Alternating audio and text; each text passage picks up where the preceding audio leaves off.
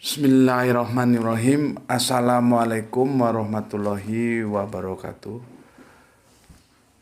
Asyhadu an la ilaha illallah, asyhadu anna Muhammadar Rasulullah. Allahumma sholli ala sayyidina Muhammad wa ala ali sayyidina Muhammad. Kama sholaita ala sayyidina Ibrahim wa ala ali sayyidina Ibrahim bil alaminna innaka Hamidum Majid. Alhamdulillah, kita lanjutkan lagi kajian-kajian kita seperti janji aku di unggahan kemarin ya. Masih berhubungan tentang penciptaan langit dan bumi, dan itu nanti akan terkait dengan waktu juga terkait dengan ibadah ya. Maka kita lanjutkan lagi kajian kita kali ini, masih tidak jauh-jauh dari penciptaan langit dan bumi, tapi ini efeknya ya, efek dari masa penciptaan langit dan bumi. Aku tadi share cukup menarik. Aku akan membagikan kepada kalian ya.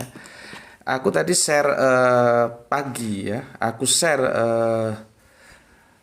video kita yang kemarin ya.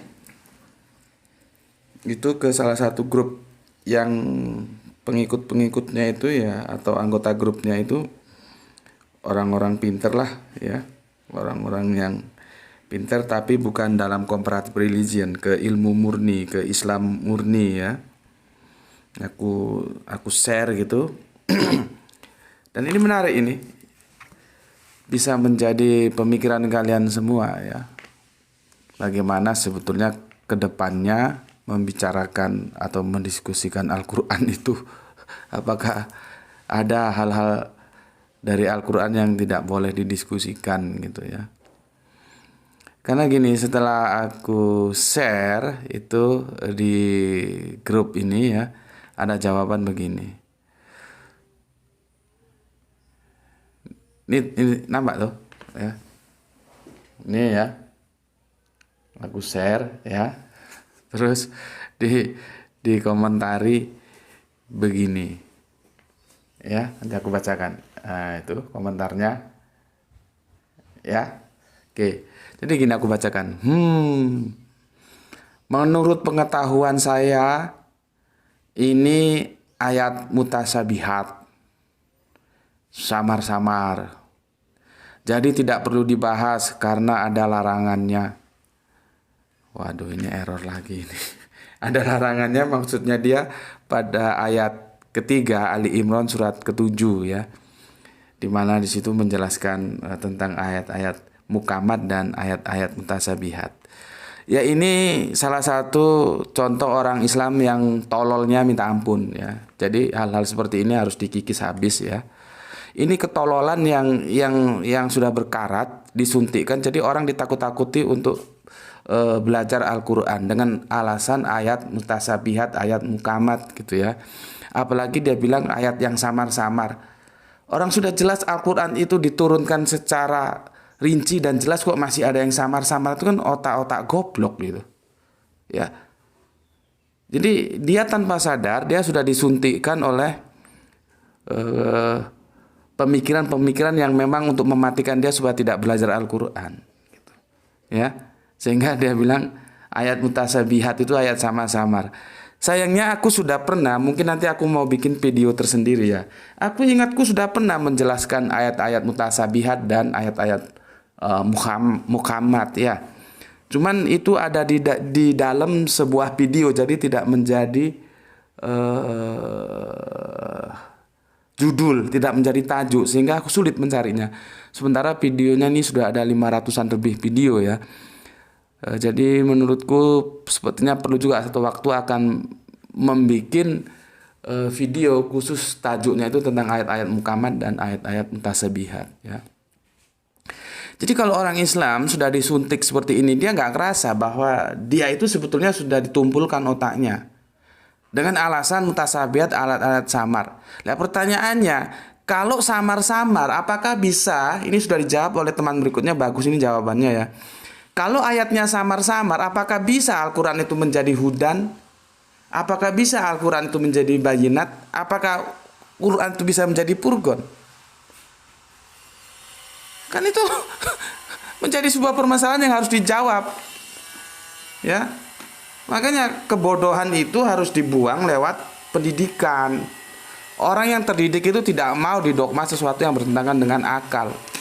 Kan akal akan bertanya, kalau memang Al-Quran itu ada ayat yang dia anggap samar-samar, lalu bagaimana dia bisa menjadi hudan? Bagaimana dia bisa menjadi bayinat? Bagaimana dia bisa menjadi furqan?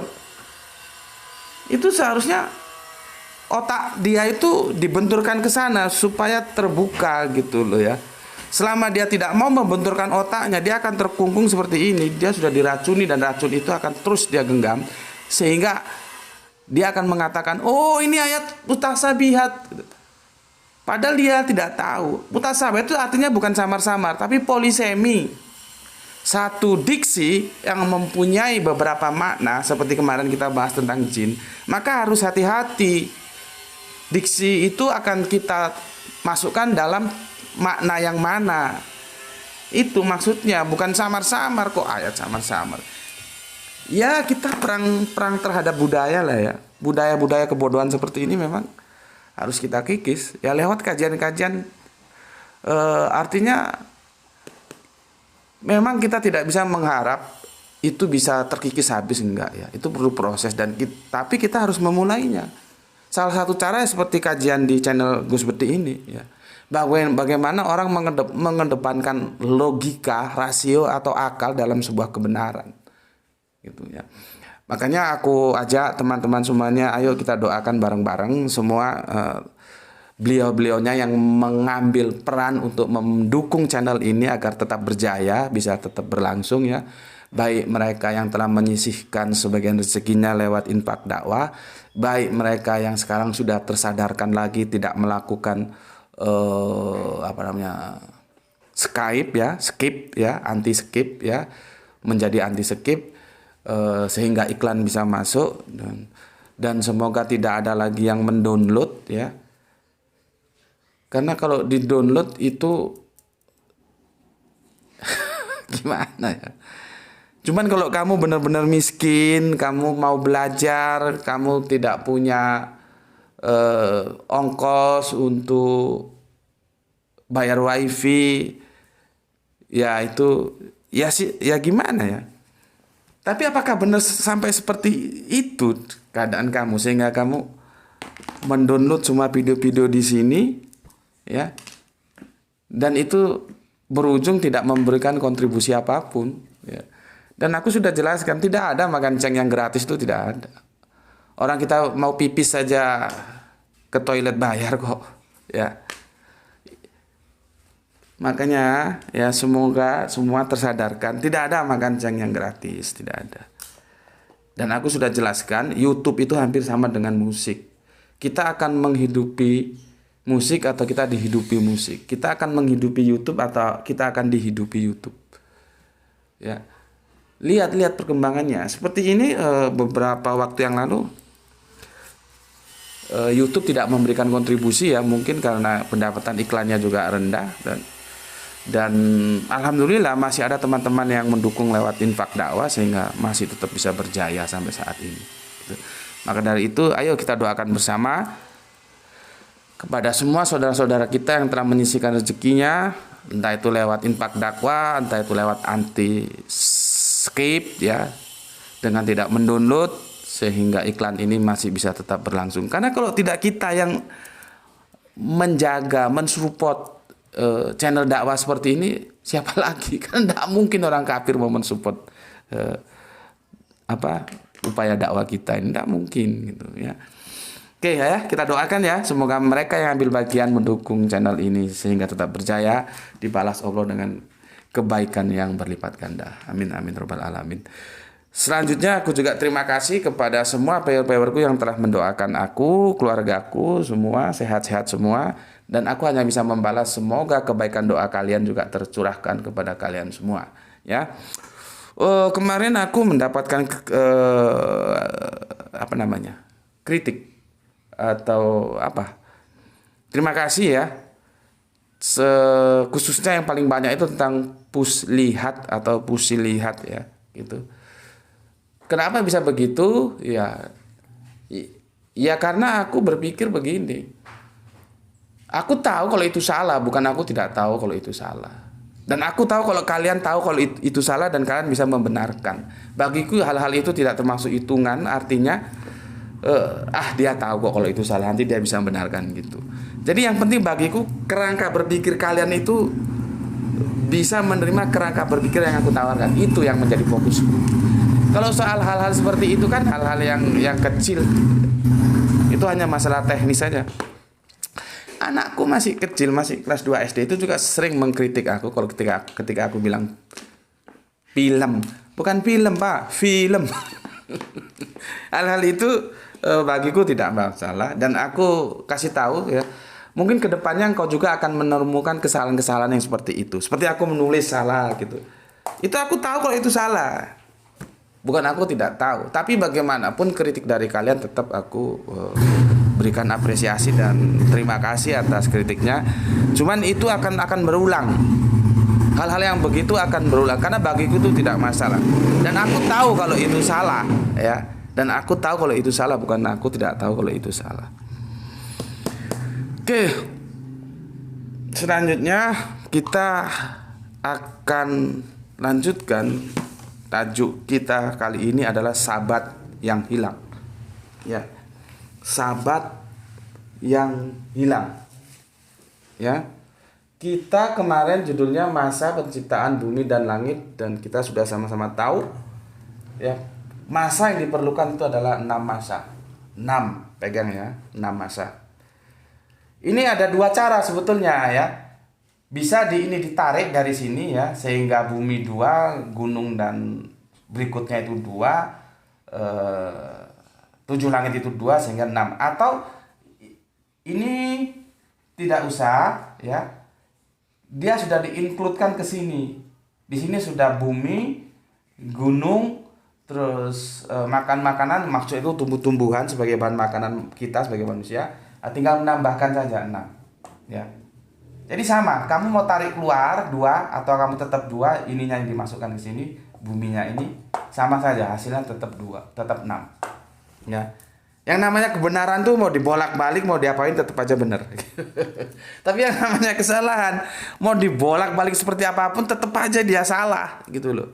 Itulah enaknya kalau kita berbicara antara benar dan salah. Oke, dan terima kasih juga yang telah memberikan sebuah sebuah masukan ya. Aku kadang-kadang memang kalau sedang error begitu antara korespondensi dan koherensi ya, tentang bagaimana cara kita menguji kesucian sebuah kitab itu dengan dua metodologi, yaitu koherensi dan korespondensi ya. Kadang-kadang itu di otak ada tapi mau ngomong itu sulit. Kemarin mau ngomong korespondensi dan koherensi aja sampai nggak bisa ya. Matur nuwun untuk semuanya yang telah memberikan masukan ya. Semoga akan menambah indahnya kajian-kajian kita di waktu-waktu yang akan datang. Oke, sekarang Sabtu yang bukan Sabtu, kurang keren. Sahabat yang hilang. Sahabat yang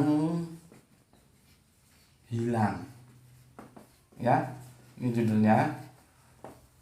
Aku kasih tahu kalian kalau baca Google ya, cari informasi di Google, kalian nggak bisa memberikan cek kosong kepada Google pasti itu benar, nggak bisa. Ya, nggak bisa. Makanya harus hati-hati. Kembali ke masalah literasi lah, ya. Kembali tentang bagaimana kemampuan Anda dalam perspektif literasi itu gimana. Kalau enggak bisa babak belur juga kamu. Karena aku tadi baca di Google, sahabat itu dari bahasa Yunani. Aduh. Ya, sahabat itu bahasa Ibrani bukan bahasa Yunani, dan itu apa namanya? Lapak ya. Lapak resminya Kristen. Setelah aku cari ke bawah ternyata punyanya Kristen Mormon. Ya, yang kiblatnya ke Amerika sana. Dia bilang sahabat itu bahasa Yunani. Ya bukanlah. Maka aku ingatkan untuk teman-teman ya, kalau membaca Google itu ya sebagai referensi bagus, tapi jangan kamu anggap kebenarannya absolut sehingga semua yang disampaikan Google itu mesti benar, enggak. Contohnya ini tadi, aku baca Google katanya sahabat kok bahasa Yunani. Bismillahirrahmanirrahim. Aku jelaskan hari-hari dulu ya, supaya kamu tahu. Ini 1 ya, ini 2, ini 3, ini 4, ini 5, ini 6, ini 7. Jadi kalau 1 pekan, kami ngomongnya pekan di Sumatera dulu, pekan bukan minggu. Sekarang kan 1 minggu. 1 pekan ya. Itu ada 7 hari, itu Allah yang sudah menentukan untuk kita. Kita diberitahu oleh Allah, bukan mau kita. Ya.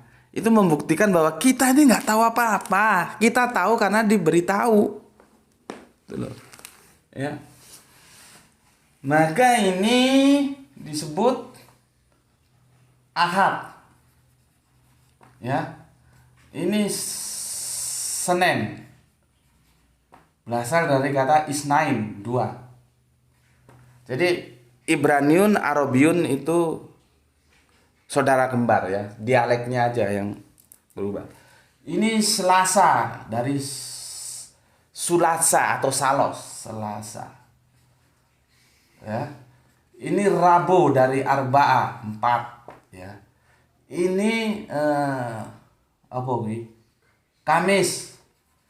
Ini dari Khomsa, 5 ya. Ini 7, ini Sabtu. Nah, Sabtu Sabat. Sabtu ya. Aku tulis huruf besar karena ini menjadi topik kajian kita. Sabtu ya. Ini dari Sabat. Sabat. Kalau Yahudi ya, kalau Yahudi itu Israel ya.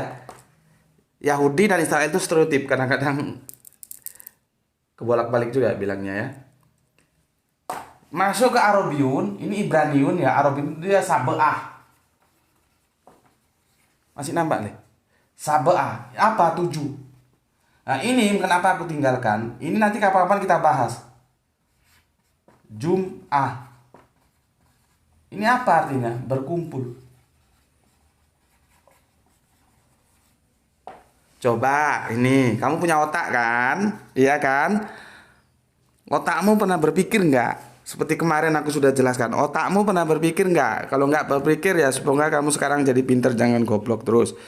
Kenapa anak perempuanmu yang gadis ya, yang perawan, kenapa istrimu mengatakan datang bulan itu dan kamu diem aja gitu? Padahal kalau kamu tanya tanggal berapa, mesti dia ambil ya kalender, ambil supaya tahu, om ini supaya tahu, mbakmu supaya tahu, supaya otaknya cerdas nggak goblok. Nih aku lihat ini ya. Ini kalender ini, nampak ini. Ini kalender ini disusun berdasarkan peredaran matahari, Syamsiah bukan Komariah. Tapi kalau kamu tanya sama istrimu, sama anak gadismu, sama anak perawanmu, kapan dia menstruasi gitu, mesti yang ditunjuk ini, tanggal ini. Makanya sebetulnya itu menstruasi itu tidak disebut datang bulan, tapi datang matahari. Karena ini disusun atas peredaran matahari. Goblok. Ngerti? Ini disusun atas peredaran matahari. Maka sekarang ngomongnya jangan datang bulan, datang matahari. Kalau mau datang bulan jangan pakai kalender ini, tapi merujuk kepada kalender Hijriah. Umat Islam punya kalender sendiri. Itu loh. Ini disusun berdasarkan pendekatan barat. Kalau umat Islam pakai yang Komariah yang bulan. Maka kalau mau datang bulan jangan pakai kalender ini. Salah kamu ngomong datang bulan tapi hitungannya tanggal datang matahari. Maka harus disebut datang matahari gitu. Ya. Ini aku lihat komen-komen kemarin nggak ada yang bahas tentang ini, berarti nggak nyaut otaknya. Makanya aku pertegas lagi. Sekarang ini otakmu pernah tanya nggak? Kenapa Jumat? Nanti kita bahas secara khusus. Ini masih pembukaan saja. Kenapa Jumat? Ya, ini kata kerja. Ini apa? Ini kata bilangan. Ini kata bilangan. Ini kata bilangan. Ini kata bilangan, ini kata bilangan, ini kata bilangan. 1, 2, 3, 4, 5, Jumat 7. Ini seharusnya sit ah. Pernah kamu berpikir gitu? Pernah kamu mengkritik itu? Kenapa ya? Kenapa ya? Padahal ini semua bilangan. Ahad itu 1, Isnain 2, Sulasa 3, Arba'ah 4, Khomsa 5. Ini seharusnya sit'ah, dia Jum'ah. Ini Sabtu, Sab'ah 7. Kenapa ya dia kok Jum'ah? Kok berkumpul? Kok kata kerja, bukan kata bilangan? Pernah otakmu berpikir? Kalau ngajimu hanya dari itu ke itu aja, mana pernah. Nggak ngerti kamu. Nggak ngerti. Bismillah. Ya bodohmu nggak hilang-hilang. Coba tanya kiaimu, ustadzmu, pendetamu, pasturmu, tanya yang suka menjaga gawang kesolehan itu. Ngerti nggak dia? Kenapa Jumat? Ya, kan aneh. Ahad, Isnain, Sulasa, Arba'ah, Khomsa. Kok tiba-tiba Jum'ah? Ini harusnya sit'ah. Seperti kemarin, berapa masa yang diperlukan untuk membentuk langit dan bumi? Sit'ah yaum. 6 hari. 6 masa. Enggak setuju aku 6 hari. 6 masa. Ya, ini seharusnya sit'ah, tapi dia Jum'ah. Kenapa? Ngerti nggak? Ini kembali ke kuantitatif bilangan. Sab'ah. Sabat 7. Gitu loh. Ya, itu namanya daya kritis. Dia mencoba selalu mencari tahu kenapa begini. Sebabnya apa begitu. Bukan ngaji, nggih nopo nggih. Nggih. Orang pilihannya nggih nopo nggih ya jawabannya mesti nggih. Coba jawab nggih nopo mboten? Mboten aku bilang. Ya. Ngerti sampai sini, ya. Sekarang sabat itu begini, ya. Ternyata sahabat itu mengalami polisemi juga. Ada yang sahabat itu mengatakan, jadi ini ya, kurang ke atas ini. Yang satu lagi di sini ya, sahabat itu diartikan ini ya, sahabat ini ya, atau ini sudah jelas kan ya? Ini sudah jelas ya. Kalau sudah jelas, aku begini kan, hapus ya.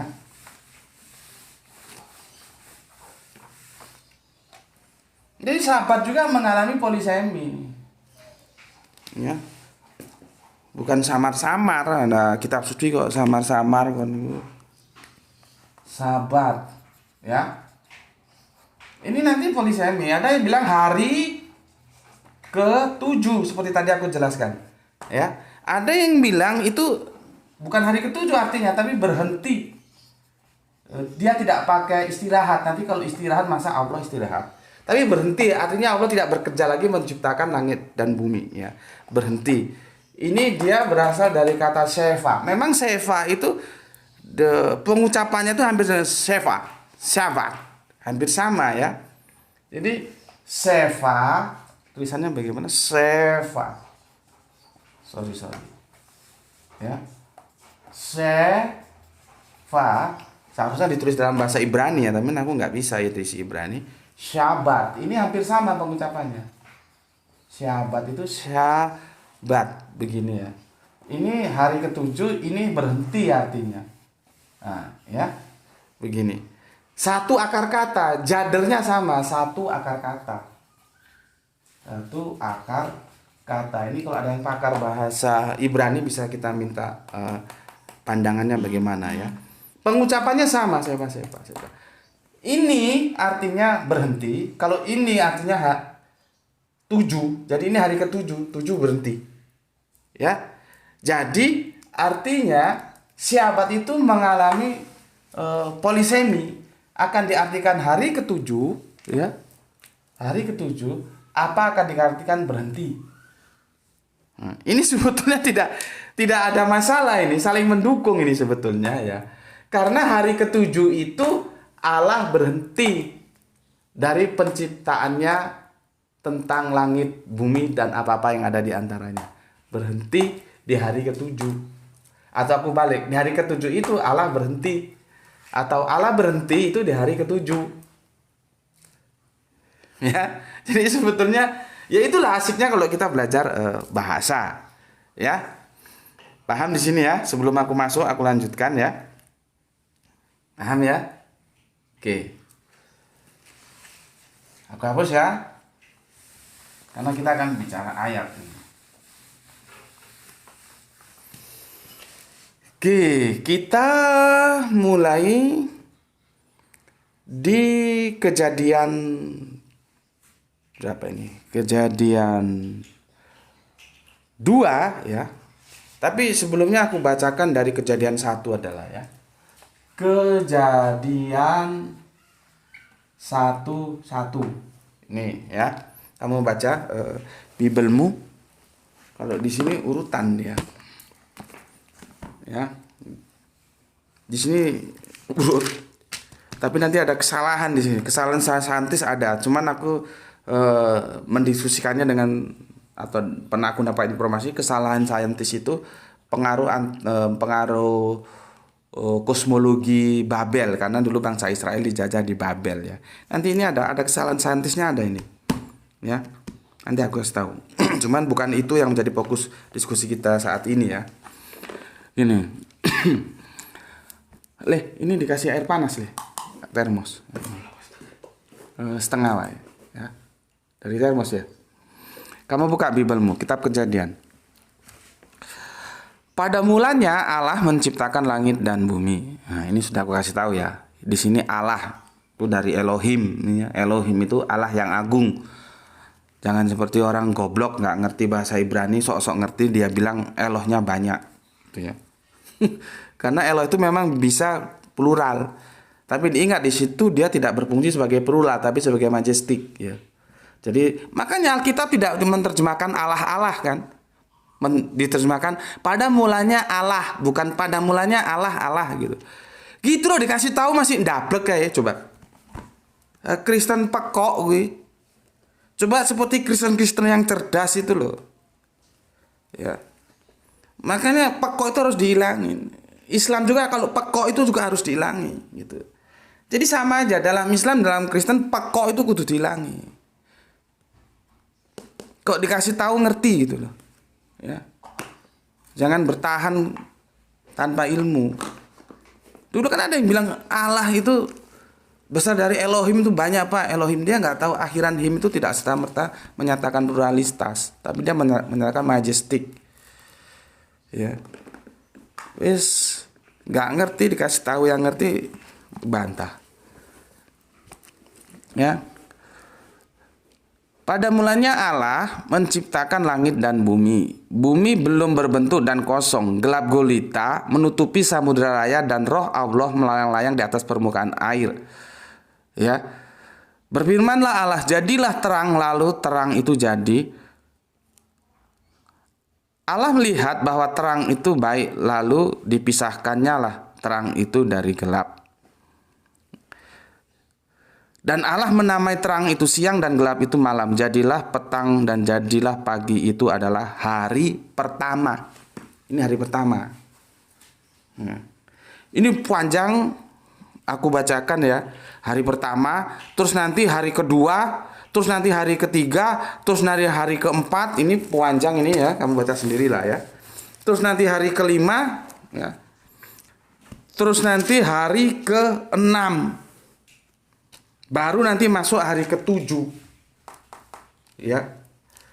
Hari ketujuh yang kita sebut tadi Sabat.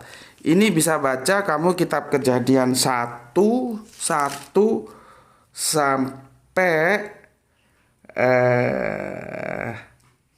30 ya. 1 Kejadian 1 sampai 30. Nih. Sampai 30. Nih ya. Kamu baca ini. Hari pertama, hari kedua, ketiga, keempat, kelima, keenam, ketujuh. Nah, ini Sabat yang kita diskusikan. Ya. Ini tulisanku memang salah-salah begini. Nanti kalau tak benerin bagus, kamu nggak perhatikan. Kalau itu kan nulis apa sih gue gitu. Ya, aku sekilas saja, tidak menjadi fokus kajian kita, hanya memberikan informasi supaya jelas. Di mana kesalahan sainsnya? Kalau kamu baca Biblemu, kamu lihat di 1:4 ya, Kejadian 1:4. Allah melihat bahwa terang itu baik. Lalu dipisahkannya terang itu dari gelap. Dan Allah menamai terang itu siang dan gelap itu malam. Jadilah petang dan jadilah pagi. Itu hari pertama. Pertanyaannya, Allah itu memisahkan terang dan gelap, siang dan malam itu dengan apa? Karena matahari dan bulan itu baru diciptakan di hari keempat. Gitu loh. Ya. Di hari keempat itu baru diciptakannya, ya. Ya, di hari keempat. Aku bacakan hari keempat sekilas saja. Ini sainsnya di sini salahnya dia. Cuman setelah kita pelajari dan aku dapat informasi, kesalahan sains itu karena masuknya cara pandang angkasa kosmologi itu dipengaruhi oleh kosmologinya orang Babel gitu ya. Aku baca mulai 1:16 lah supaya singkat ya. Maka Allah menjadikan kedua benda penerang yang besar itu, yakni yang besar untuk menguasai siang, yang lebih kecil untuk menguasai malam, dan menjadikan juga bintang-bintang. Allah menaruh semuanya itu di cakrawala ya. Kalau orang Jawa bilang cokrowo untuk menerangi bumi. Nah, dan untuk menguasai siang dan malam ya, dan untuk memisahkan terang dari gelap ya. Allah melihatnya bahwa semuanya itu baik. Jadilah petang dan jadilah pagi. Itu hari keempat. Itu matahari baru dibikin. Itu di hari keempat bulan ya. Seperti yang aku bilang tadi ya, benda-benda yang menguasai itu penerang ya. Penerang pada cakrawala itu baru dibikin hari keempat. Lah terus hari pertama itu lalu dipisahkannya lah terang itu dari gelap. Dengan apa memisahkannya? Orang mataharinya belum dibikin. Ya. Bulannya juga belum dibikin ya. Tapi itu nanti kita diskusikan secara khusus lah ya. Itu hanya sekedar informasi aja, ada kesalahan saintis di sini. Inilah yang disebut kemarin kesalahan koherensi, bukan korespondensi. Kalau korespondensi itu ayat satu dengan ayat lain. Koherensi, terima kasih kemarin yang sudah memberikan memberikan koreksi ya. Ya gitulah, kadang-kadang aku error. Sudah ada di otak mau ngomong sulit. Kalau koherensi itu antara pernyataan Alkitab, baik itu Al-Quran dan kitab suci Bible ini, Torah itu, baik itu juga Injil, dengan fakta alam kita cek.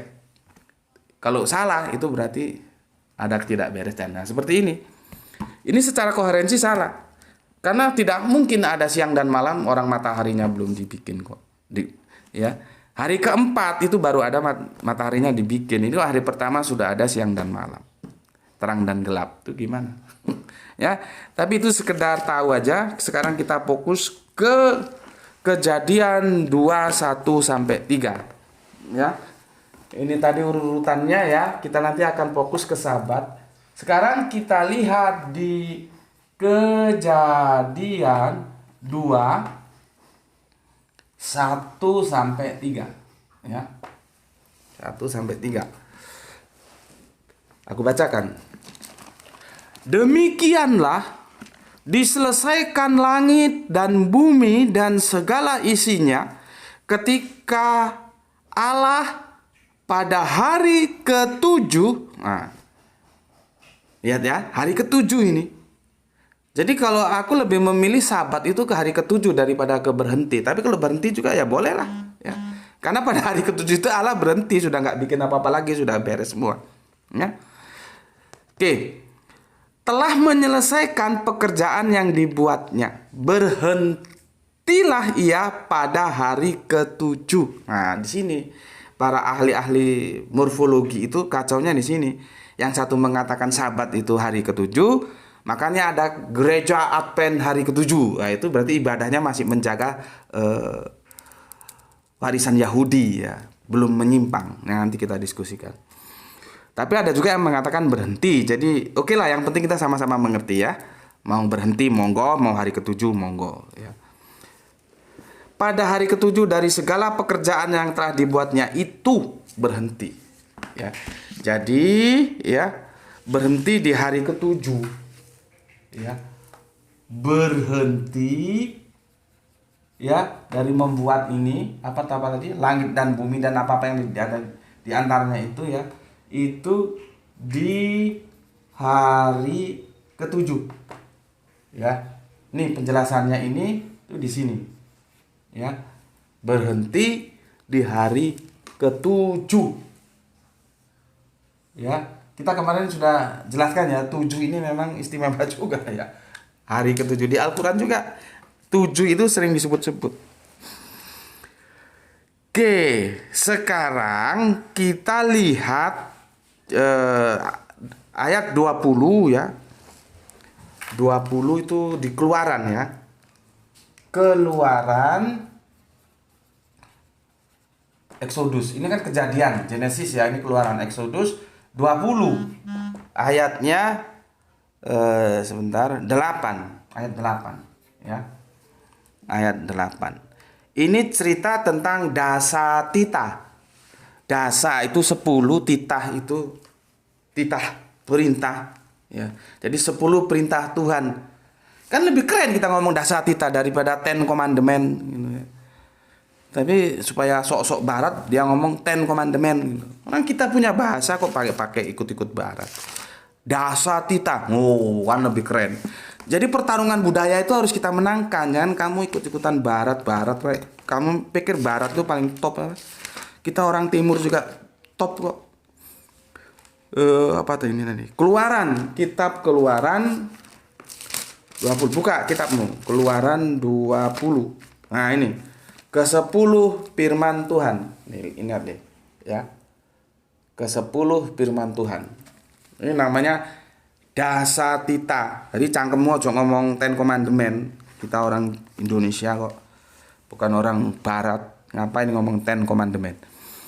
Dasa titah ya, 10 titah Gusti Allah, 10 perintahane Gusti gitu ya. Ini ada 10 ini. Nanti kita fokus di yang nomor 8 ya. Nomor 8. Ya, inilah yang disebut Ten Commandment yang orang bilang dasa titah yang kita bilang ya. Inilah yang menjadi apa ya? Intinya hukum Torah ya. Tetapi tentunya hukum Torah bukan hanya dibatasi dalam 10 firman Tuhan ini aja ya. Tapi ini menjadi 10 besar ya. Apa? 10 besar itu. Bosnya 10 gitulah ya. Nanti ada juga hal-hal lain yang diatur. Ini menjadi fundamentalnya, pondasinya gitulah kira-kira. Aku bacakan 10 perintah Tuhan di sini ya. 20 ayat 1 Keluaran. Lalu Allah mengucapkan segala firman-Nya, Akulah Tuhan Allahmu yang membawa engkau keluar dari tanah Mesir, dari tempat perbudakan. Kalau aku tanya siapa yang apa? Yang membawa bangsa Israel keluar dari perbudakan di Mesir. Misalkan satu ditanya, siapa? Kalau dengan ayat ini jawabnya apa? Pilihannya 1 Allah, 2 Yesus, 3 Roh Kudus, 4 Zakeus. Kamu pilih yang mana? Pilih Allah, bukan yang lain. Sama seperti ini ya. Makanya sebetulnya kalau teman-teman taat ya sama Alkitab, Anda akan mengenal Allah dengan benar. Kalimatnya kan gini.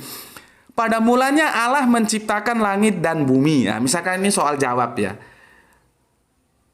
Kalimatnya, pada mulanya Allah menciptakan langit dan bumi. Nah, itu statementnya. Terus pertanyaannya, siapakah yang menciptakan langit dan bumi?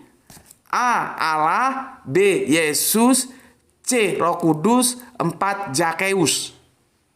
D. Zakeus. Kamu pilih mana? Tidak bisa tidak kalau kamu berdasarkan ayat ini kamu pilih Allah. Bukan Yesus, bukan Roh Kudus, bukan Zakeus. Dari situ aja gampang kok kita mengenal Allah dengan benar. Selama dogma itu kau buang, selamat kamu. Kamu taat sama Alkitab. Ya. Oke, berikutnya. Nih, jangan ada padamu Allah lain di hadapanku. Nggak ada. Nggak boleh, ya. Nggak boleh ada Allah lain. Ya. Keempat, jangan membuat bagimu patung. Nah, ini sudah dilarang bikin patung, tambah bikin patung lagi, kan repot. Patungnya dicium-cium lagi. Aku persingkat aja ya. Ini sudah apa namanya itu deh? Sudah komat, nanti sebentar lagi masuk asar. Masuk ke ayat ke-8 ya. Ke-8. Ingat dan kuduskanlah hari Sabat. Nah, intinya di sana. Nanti kamu baca sendiri Dasatita itu ya. Jadi di Keluaran sini ini hari Sabat ini dikuduskan. Itu hukum Yahudi itu. Hari Sabat ini dikuduskan. Tidak sembarangan. Diambil daripada berhentinya ya di surat Kejadian tadi sudah aku jelaskan. Ini Kejadian 2:1-3. Berhenti di hari ke-7, Allah berhenti di hari ke-7. Aku lebih setuju berhenti daripada beristirahat ya. Di hari ke-7 itu menjadi hari ibadah bagi saudara kita yang Yahudi. Itu menjadi hari apa namanya? Hari besar keagamaan ya. Itu dinyatakan oleh Keluaran 20 ayat 8. Sabat, kuduskanlah hari Sabat. Bahasanya begini. Ingatlah dan kuduskanlah hari Sabat. Tuh, ya. Jadi Sabat ini harus dikuduskan. Ya. Oke. Aku jadi buru-buru ini padahal panjang ini. Sekarang kamu buka Matius 5:18. Aku cerita aja lah kalau gitu ya. Matius 5:18 ya. Matius 5:19 ya. Kita buka. Aku nggak usah catat lah ya. Langsung ke sini aja ya. Matius 5:18. Ini judulnya nih, perikopnya Yesus dan hukum Torah.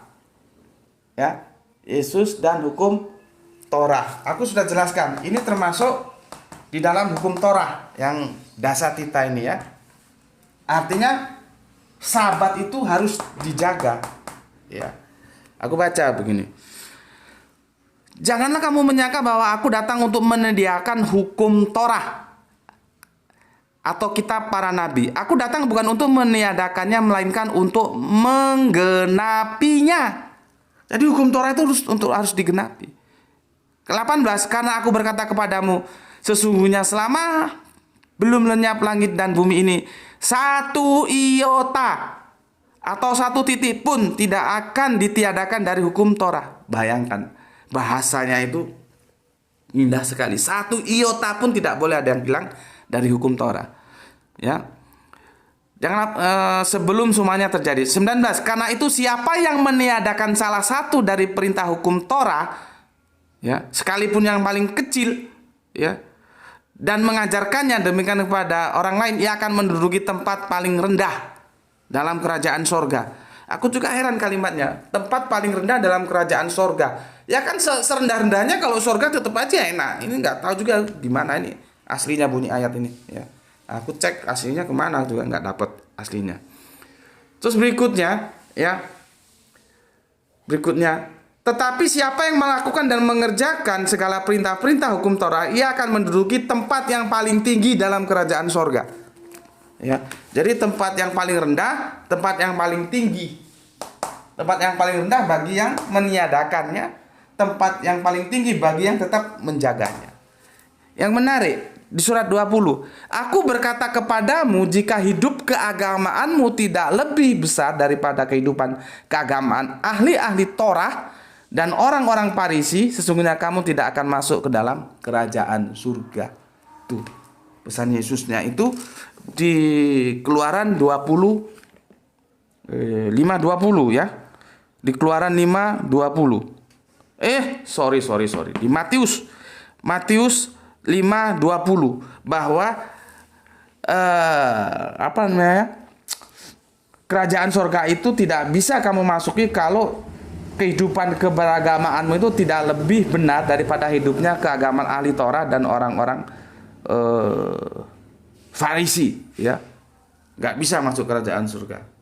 Di ayat lain dikatakan bahwa keselamatan itu datang dari bangsa Yahudi. Itu Yesus yang bilang. Ya. Oke. Sekarang kita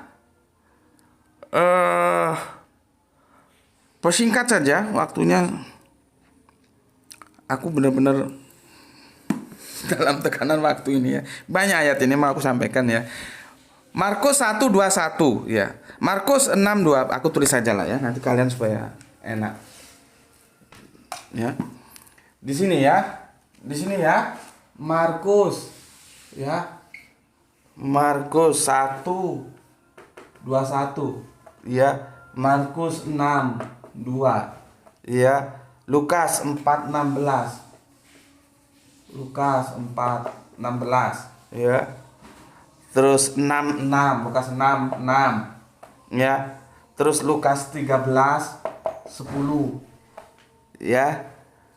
Terus ini ya. Ini mengatakan bahwa Yesus itu beribadah dan mengajar itu di hari Sabat. Ya. Di hari Sabat. Jadi Yesus itu mengajar dan beribadah ke bait Allah itu di hari Sabat.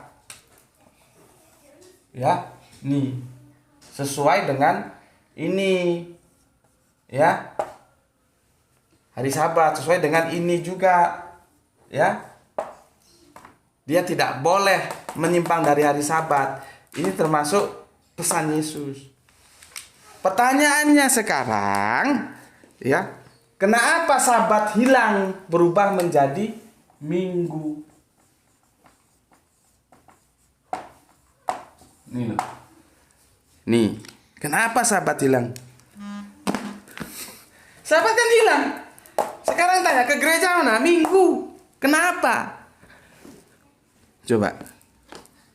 Apa jawabnya? Padahal ini sudah tekstual, sudah jelas, ya. Ini teorinya, ini prakteknya yang dilakukan Yesus. Sabat tetap terjaga. Tiba-tiba ada orang ngaku Kristen, jadi Minggu. Di mana argumentasi dalilnya itu di mana? Nanti dalilnya itu paling yang dibikin adalah karena Yesus itu bangkit hari Minggu. Ya kan Yesus bangkit hari Minggu. Yesus nggak bilang ngomong bahwa ibadah kita berubah dari Sabat ke Minggu. Ya, karena apa? Minggu ini hari keberapa? Hari pertama. Dia kan dari Ehad. Jadi kalau aku bilang ini ya, perhatikan ini, perhatikan. 1, 2, 3, 4, 5, 6, 7.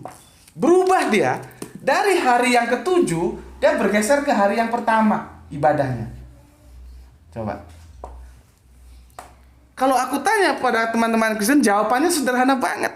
Karena pada hari Minggu itu Yesus bangkit. Lah kan itu cerita Yesus bangkit. Apa Yesus ngomong, sekarang ibadahmu berubah dari hari ke-7 menuju hari ke-1. Ada Yesus bilang begitu. Ya. Ada nggak? Coba mari kita pikirkan bareng-bareng. Ya. Memang ada sih di Lukas 13, 14, 15, Yohanes 5, 18, Yohanes 9, 16. Di situ terjadi perdebatan tentang Sabat. Itu maksudnya Yesus itu bukan meniadakan Sabat. Justru Yesus ingin meluruskan, kalau kamu taat kepada Sabat itu begini loh. Jadi bukan Yesus meniadakan Sabat, tapi Yesus dituduh meniadakan Sabat. Bagaimana Yesus meniadakan Sabat? Orang dia sendiri mengajar dan beribadah di hari Sabat, hari ke-7. Ya. Jadi kalau kalian lihat pertentangannya nanti terjadi polemik antara Yesus dan orang-orang yang mengkritiknya itu di sini. Lukas ya 13 ya, Lukas 13 ayatnya 14 plus 15 ya. Berikutnya Yohanes ya. Yohanes 5 18 sampai Yohanes 9 16. Di sini polemik tentang Sabat itu. Tapi Yesus bukan meniadakan Sabat. Yesus mengajarkan Sabat yang benar tuh gini loh. Bukan berarti kalau kamu Sabat kamu nggak boleh nolong orang mau mampus. Itu maksudnya. Ya. Sampai diberikan perumpamaan. Bila hari Sabat itu ada anak dombamu terperosok, apakah kamu biarkan saja? Jadi Yesus di sini membenarkan cara-cara orang Yahudi saat itu yang sudah salah memahami atau mengaplikasikan Sabat sebagai perintah sejak zaman Musa. Bukan Yesus meniadakan Sabat. Faktanya apa? Yesus sendiri masih beribadah dan masuk ke gereja. Rumah ibadah, bait Allah. Nanti kalau aku pakai nama gereja kacau lagi nanti ya. Gereja itu di Kristen ya. Itu di hari Sabat. Nah, sekarang teman-teman yang mengaku Kristen itu artinya pengikut Kristus, kok bisa-bisanya bergeser ke hari Minggu? Berarti kan Sabat hilang. Nanti besok atau kapan judulnya aku tambah lagi, nanti Ahad hilang. Kalau di sini teologis, nanti di Ahad hilang, nanti itu sudah politis nanti itu. Dan itu khusus untuk keindonesiaan kita. Makanya aneh, ada hari kok yang sini itu bukan bahasa Arabian, yang sini. Jadi bahasa Arabiannya itu sudah hilang, sudah bukan Ahad lagi. Sudah menjadi Minggu, sementara di sini masih bahasa Arabian. Isnain, Senin, Selasa, Rabu, Kamis, Jumat, Sabtu, itu bahasa-bahasa Arabian. Yang itu juga satu akar kata ya, atau satu rumpun dengan semitik Ibraniun. Itu loh. Kan aneh, tapi nanti besok kita bahas itu ya. Jadi untuk konteks ini Sabat yang hilang. Hilangnya kenapa? Sudah jadi Minggu. Coba. Kalau ditanya ya cuman itu argumentasinya. Karena hari Minggu itu Yesus bangkit. Lah Yesus kan cuman bangkit hari Minggu. Iya, tapi apakah dia memberikan sebuah statement, pernyataan hari ibadah kita berubah dari hari ke-7 menuju ke hari ke-1. Ada begitu? Kan tidak ada. Apa pesan Yesus? Kalau engkau tidak setia terhadap perkara-perkara kecil, maka engkau tidak akan setia terhadap perkara-perkara besar. Contohnya ya ini. Minggu. Siapa yang nyuruh? Nanti kalau kita tinjau kajian antropologisnya, kita lihat agama-agama pagan, nanti bersinggungan di sana tentang dewa matahari. Tapi aku tidak akan masuk ke sana lah ya. Aku mau fokus ke kitab sucinya aja. Supaya kalau aku benar, aku salah, nih datanya tuh di sini. Jadi kita enak diskusinya. Ya. Alhamdulillah ini sudah adzan, sudah masuk waktu asar ya. Aku harus segera ke masjid ya untuk melaksanakan sholat asar, dan aku kira ini sudah cukup lah ya, bahwa Minggu itu sekarang menjadi hari ibadah teman-teman Kristen. Dengan kajian ini harapanku teman-teman Kristen bisa merenungkan ulang lah, apakah kalian beribadah hari Jumat itu sudah sesuai dengan Yesus, sementara Anda mengklaim sebagai pengikut Yesus gitu ya. Jadi yang enak aja diskusinya. Kalau memang kalian tetap pada Minggu ya sudah, silakan. Kalau aku sih menasihatkan kembali, jangan sampai hilang Sabatnya ini. Hari ke-1 itu bukan hari ibadah. Hari ibadah itu hari ke-7 ya. Ini hari ke-1 digeser ke sini, nggak tanggung-tanggung dah, 180 derajat dari 7 ke 1. Dan kalian merasa itu baik-baik saja, bagaimana? Makanya kalau ada ngomong tiba-tiba di depanku, kami pasti masuk surga, kami masih masuk surga. Surga dari mana? Orang ini aja nggak ditaati kok. Ini dulu taati baru ngomong. Dulu, ya. Itu dari aku, ya. Dan sampai ketemu lagi. Ya. Bismillahirrahmanirrahim. Alhamdulillahirobbil alamin.